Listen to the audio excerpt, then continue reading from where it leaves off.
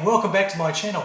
Now I've just sorted out the stash. There you go, got it all sort of worked out into various ships up here, and I've got armour over there, and I've got all my lovely little World War I aeroplanes down there, and then some other aircraft down there, all sorted. And you think, well, I wouldn't need any more, but it's my birthday. Yes, I know, it's a year ago since I played that tune on my banjo. Yeah, lost a few subscribers over that. Anyhow, I will do some more banjo playing. If you want, let me know. Do you want to hear more banjo? Who knows? Who cares? Anyhow, it's my birthday, and Bass the cat, little darling, she got me this. She knows how much I like World War I aeroplanes, and this one is very different. Yes, it's all made of metal. Unusual monoplane, bugger all rigging, made of metal, not a lot of sprues. I'm going to start building it on my birthday. So first we'll review the kit, and then I'll get on and I'll build the sucker. So look at that. It's kind of ugly, but it's so ugly it's cute. I really like the look of this plane, and you know, it's so unusual because it's metal. Yeah, World War I, very first metal fighter plane. Amazing. There you go, a piece of junk. Anyhow, when I saw this, I went, wow, I really want that kit. So Bass the cat saved up her shekels, and she got it for me for my birthday. She's a lovely little pussycat. Well, it didn't cost much. It was only about 3 or 4 shekels, so it's quite an inexpensive kit. Anyhow, without further ado, let's see what's inside the box. There's not a lot of plastic, only 3 sprues, but what you get is pretty good. At least I think so. So let's have a look at the A sprue first one, actually. I think it's V sprue, yeah, V sprue. So you get 2 motors, but you're only going to use 1. Yeah, I think it's the outside one here. And the detail is pretty crisp. That's not bad for injection moulding. You know, it's pretty good. And there's the MGs, they're quite good. It looks like cam covers the motor, and there's a few other little bits and bobs there. But look, that's not bad. I reckon we could probably even super detail that with a little bit of wire and paint it up. Should come up a treat. This is sprue A, not the sprue V, the other one. And look, you don't get much because there's only 1 wing, really. Well, that's tailplane, yes, I know. But there's only 1 wing. But look at the detail in this. Look at all those corrugations. Isn't that terrific? And that's because this plane is metal. Yep, Junkers.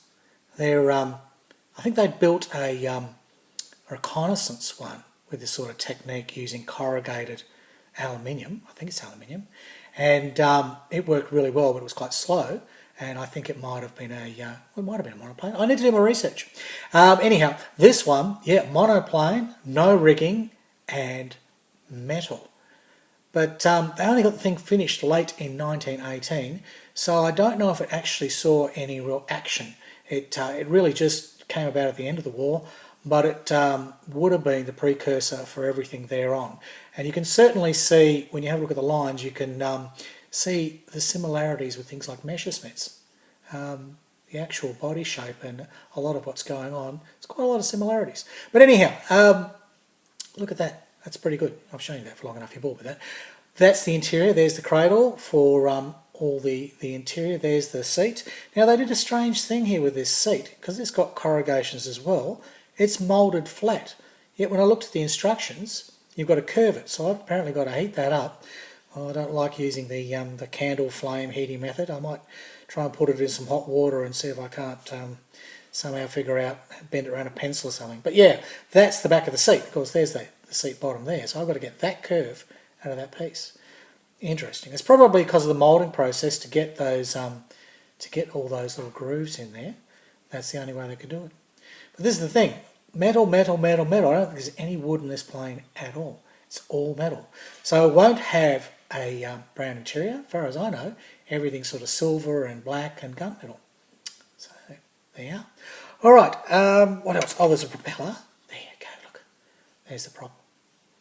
Not much to it. It's just a nice little simple prop. And there's a few other little parts there. Let's have a look, flip it over. That's the tailplane. Again, you get that, that corrugation in the tailplane. Now, the parts are clean, and the way they've moulded this, like they do a lot of aircraft, is you've got your top and your bottom wing.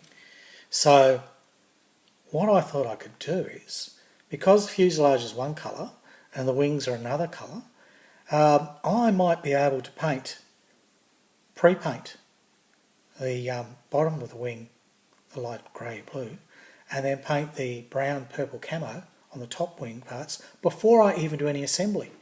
And this could be a way of speeding up the build and making it really clean. Who knows? Let's have a look at the next sprue. Here we go. This is the last sprue. Sprue C. Yeah, there's no B. It goes A, V, C. Yeah, must be German. Ah, AVC! Don't know. It's made in Poland. It's Roden. Now, there's the fuselage, and it again has this lovely corrugation on. Now, do you notice something? Well, maybe you don't. You have to go sideways. The fuselage, bits of it are missing. You've got two halves, right, but there's no top and bottom. The bottom and the top are separate. Now, the way they did this, and the reason for it, apparently from my research, is because of all these corrugations, and to make life a lot easier, they decided not to split the fuselage down the middle, which then, when you're joining, how are you going to sand that and then rescribe it? It would have been a nightmare, too hard. So instead, the joins are on the edges, as they would be on the real plane, and so that's going to be fairly easy to sand the edges before you even make them up and get a perfect fit, just like the real aircraft. And you won't have any of the centerline joint issues. You won't be doing any sanding at all there.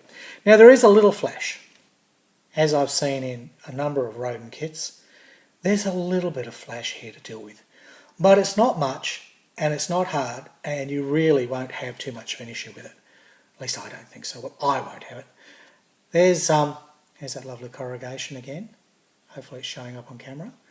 So it is beautifully detailed. This kit is quite lovely. Bit flashy there, but that's not a huge issue. We'll get around that. Wheels, more bits and bobs there for inside. There's your little flaps for the rear. I imagine. Oh no, they're ailerons. They're ailerons. Flappy things that make it go up and down. Yes. Engine exhaust. You know, quite nice. Everything's nicely detailed. And there's the other half of fuselage there. So I don't see why, with some washers, this shouldn't come up a treat. And again, my method for painting this will be the fuselage sides are brown, the top of it's brown, the bottom of the fuselage will be that grey blue, but the wing parts, they're all going to be the brown and the purple camo scheme. So I think everything can be painted up before I even start putting any bloody glue on this thing. And then it's just basically an assembly job of a painted kit. That's the theory. We'll see how I go. Anyhow, that's basically all you get. Oh, there is a clear little windshield part, which Roden give you, which is just a little flat doobly thing. I'll grab it, hang on.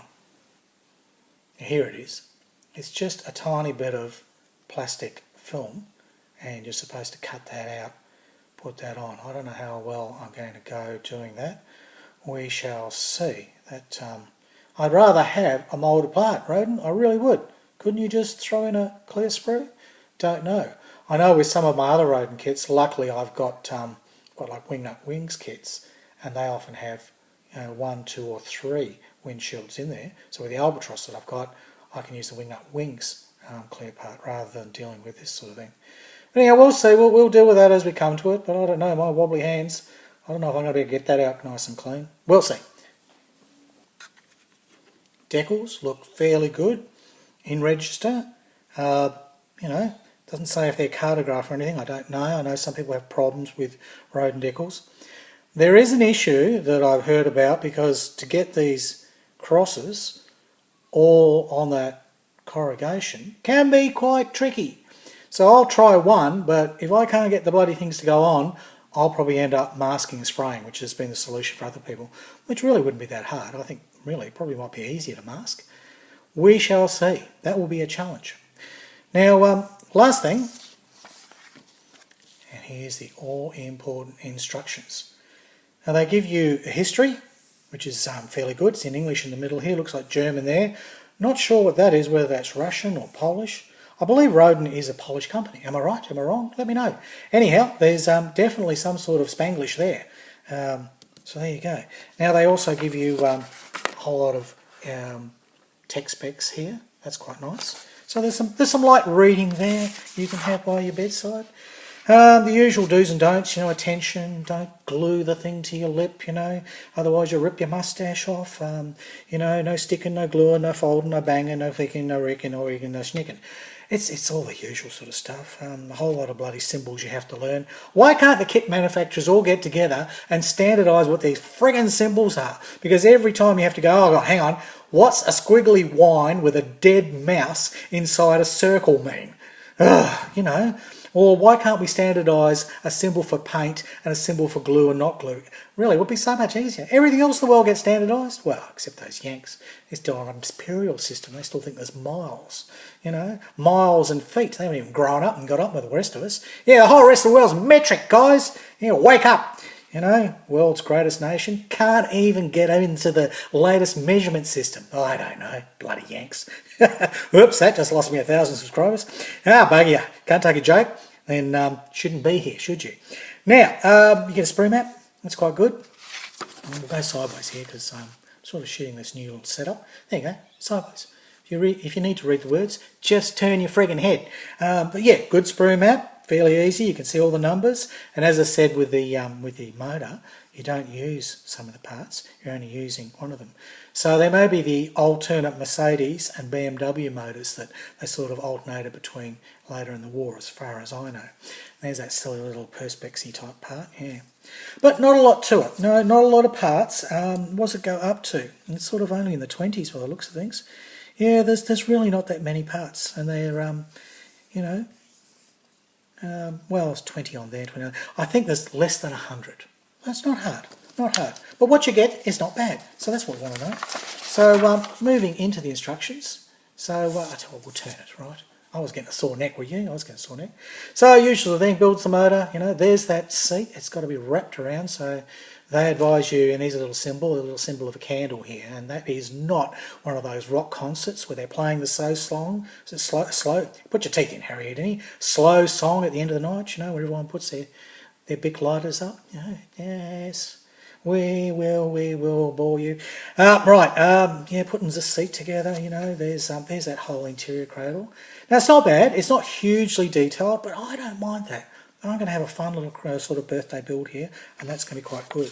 And then I've got, wheels and radiator, and that's quite a snappy radiator.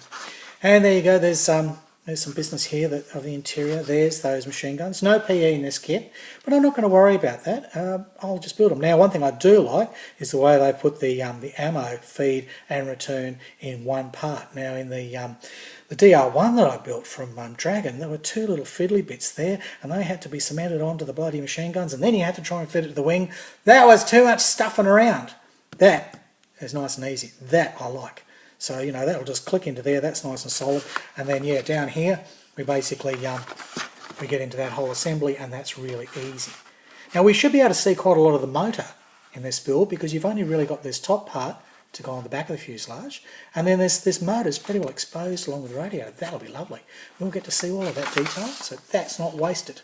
You know, like these winged up wing kits where people go absolutely berserk and they super detail the whole bloody motor, and then they button it all up. You never see the friggin' thing ever again. Oh well, you know, they can have their jollies looking at the photographs later on going, yes, there's a really nice motor in there, and I went through and I did all the spark plugs, and I did this, and rubber grommets here, and I did that, and this bit here, and yes, I spent a week on that. Yeah, and you can only see the funny photos.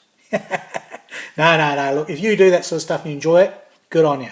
But sort of, I don't know, once it's buttoned up and you can't see it, well, I wonder why, I really do. Like my mate Jen says, if you don't see it in the final part of the build, bugger it, don't do it.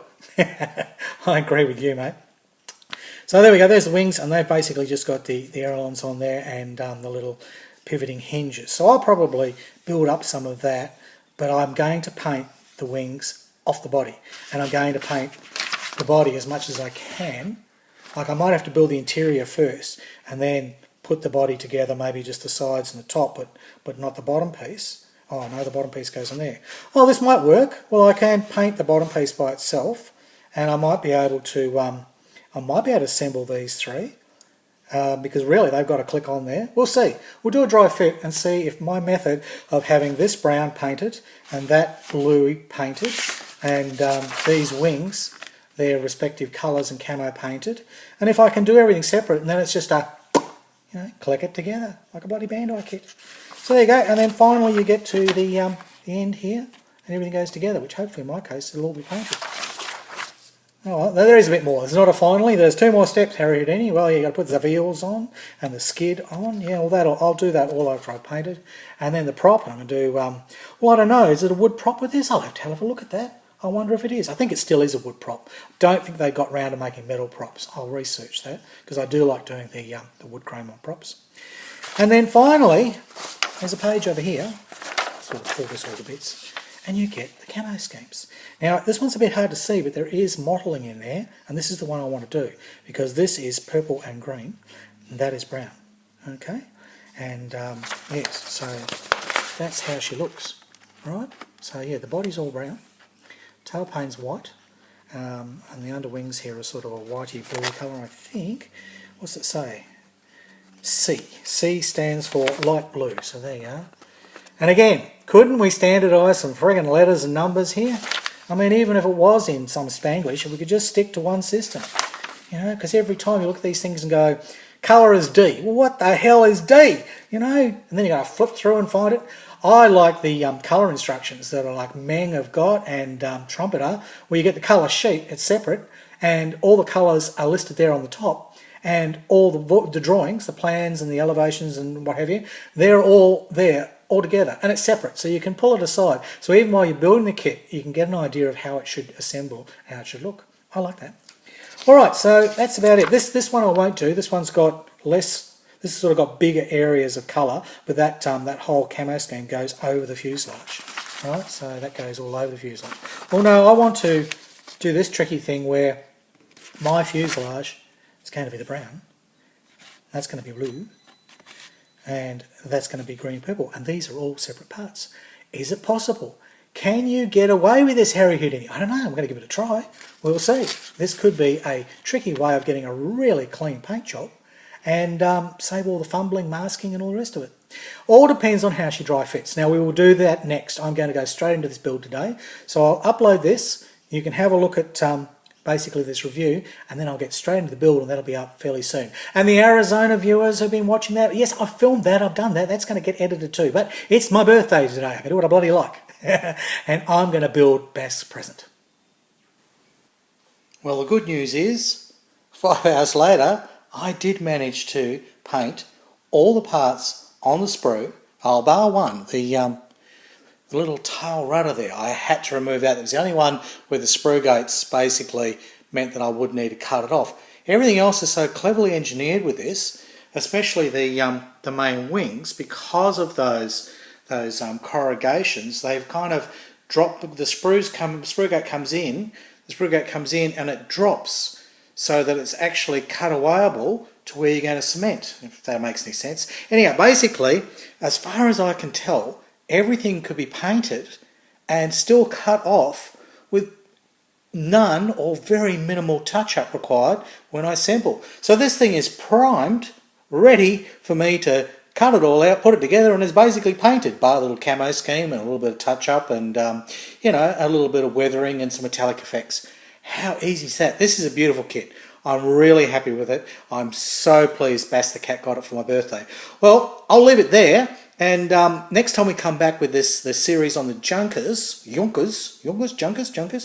this D1, we'll assemble it and see how it all goes together, and see if my estimation here that really you could paint on the sprue pays off. I think it will. All right, see you then. It's goodbye from Australia, and it's hooroo from Harry Houdini.